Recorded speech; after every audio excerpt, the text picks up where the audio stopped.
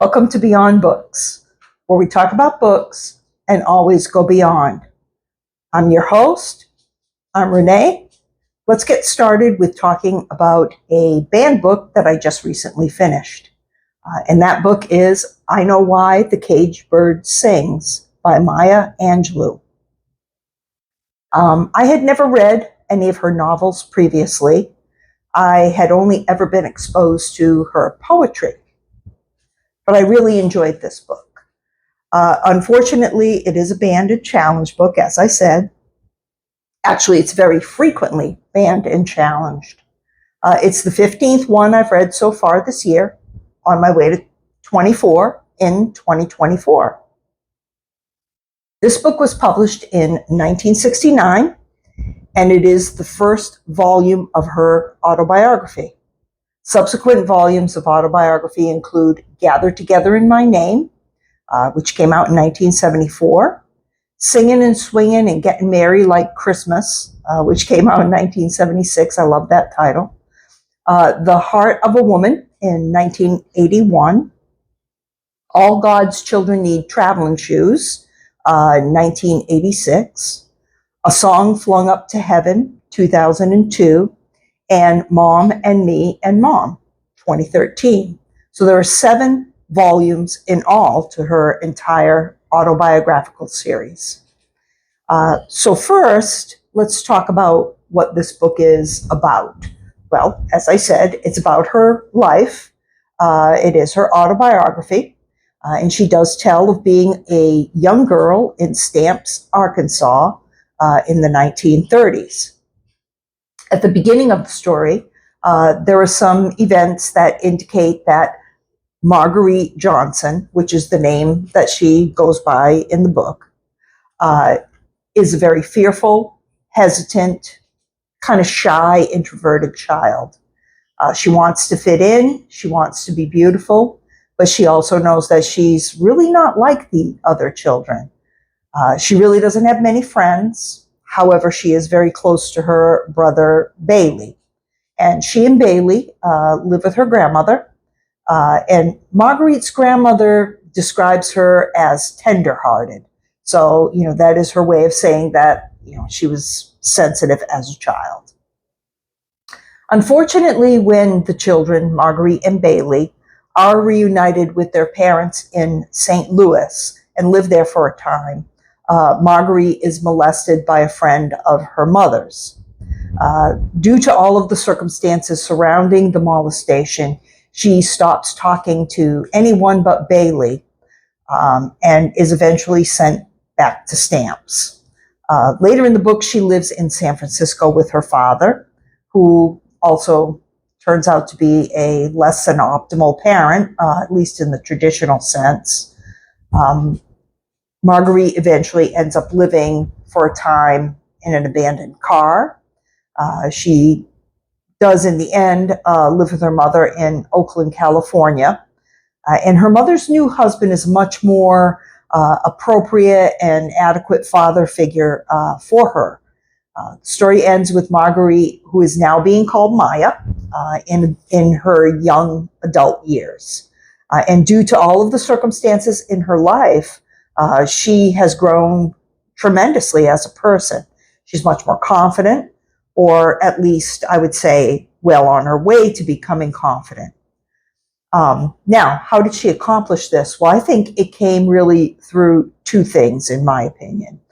One is her introduction to reading, and this was through a teacher in Stamps. Maya Angelou herself would later explain, I stopped speaking for 5 years. In those 5 years, I read every book in the Black School library. When I decided to speak, I had a lot to say.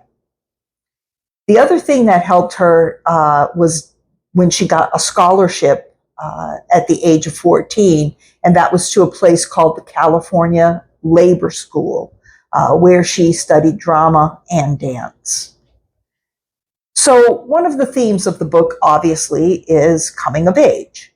But there are also themes of prejudice and racism as well. Maya feels that prejudice towards her She witnesses it against her grandmother and her uncle. And I think the move out of the South and out to California, where she's but one of many different ethnic and racial backgrounds, also kind of helps her with her confidence. There's just not so much focus on her blackness, if you will. So, whereas later in the story, several episodes are described where she wishes she were white. I'm sorry, that's earlier in the story. There are episodes where she talks about wishing she were white. But later in the story, she does come to own a little bit more fully, who she is. So in all, this is an excellent book. Angelou's writing is lively. It's original. I like her voice. I like her descriptions. I like the way she expresses herself. And I think this would be an excellent novel to study for a writing class, to learn how to take everyday events and make them into something interesting or extraordinary in some way. I think young people, especially young people of color or those growing up in poverty, would really identify with this book and enjoy it as a piece of literature. It certainly could lead to excellent classroom discussions around many of the themes, which, as I say, include poverty, racism, coming of age, sexuality, friendships, opportunities, and family relationships. So let's talk about the bans and challenges. Well, it's number 3 on the top 100. Now, this is from the American Library Association, which I usually use as a resource for my research when I do the banned book videos. And that is for the decade of 1990 to 1999. It was number 3 for that decade. It became number 6 for the following decade, 2000 to 2009. And then in the decade 2010 to 2019, it did drop down to number 88. But as I said in my other videos, that's not necessarily a good thing. It just means that other banned books are kind of filling in and taking its place. It's still something to say that it is on the top 100 for 3 decades in a row. So I'm going to read from the ALA.org website, and I will link that below. This is from their series called Spotlight on Censorship. And it talks about that this book, I Know Why the Caged Bird Sings, has had 39 public challenges or bans since 1983. The majority of complaints, as we can well imagine, were from parents who objected to the book's description of sexually explicit scenes, including the rape and molestation suffered by the author as an 8-year-old. But it has also been challenged for being anti-white and encouraging homosexuality. It definitely does neither one of those things. It is not anti-white. It is not in any way encouraging of homosexuality. There are no homosexual episodes in this book at all. You won't find those here.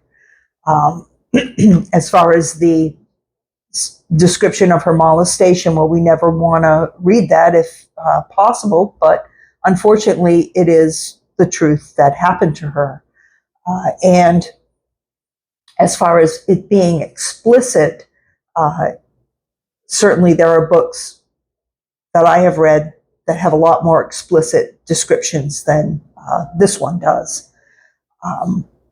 That's only a couple of pages in a 300-page book, so it seems there should be some way that we can work this out without just outright banning it.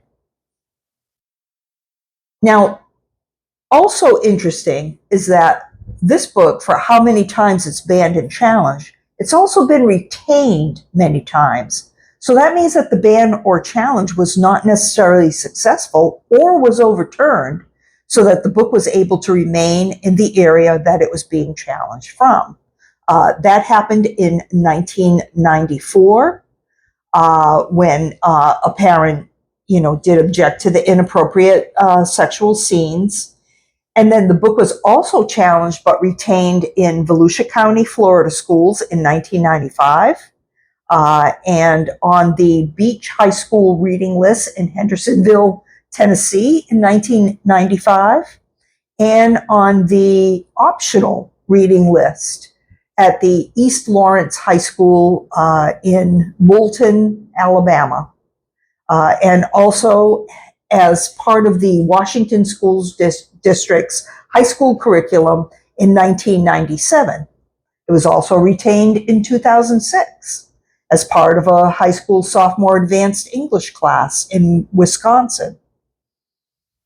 And most recently, the book was challenged twice in California.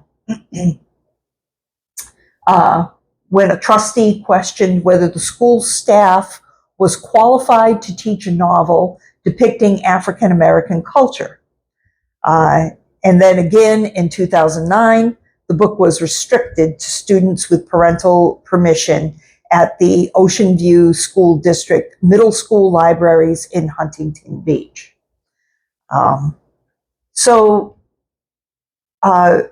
Angelou herself, in an interview, once said, "I'm always sorry that people ban my books. Many times I've been called the most banned, and many times my books are banned by people who never read 2 sentences. I feel sorry for the young person who never gets to read." So now this brings up an idea that recurs throughout my research into the banned books. When the students themselves stand up for a book and attend the school board meetings and explain to the council members why the book is important to them, then oftentimes the bans and challenges do get overturned and the book is retained. So that's one strategy that seems to work when we're talking about bans and challenges. And, I also ran across a list, which I'll link below, which is on the ALA website again, and it's called the Ultimate Teen Bookshelf. And it's different works of literature that are specifically chosen for young adults.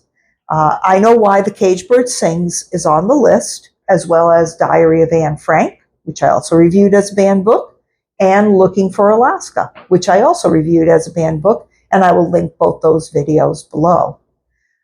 Now, the list also contains something else. It contains something that you might want to call a caution, a suggestion, or an alert. What does it say? Well, it says, while these materials have been selected for ages 12 to 18, now that's quite a big range, 12 to 18, and it does acknowledge that. It says the titles on the list span a broad range of reading and maturity levels. We encourage adults to take an active role in helping individual teens choose those books that are the best fit for them and their families. In other words, their families wouldn't tell my family what to read, and I wouldn't tell their family what to read. We would all be exercising our individual rights and minding our own darn business.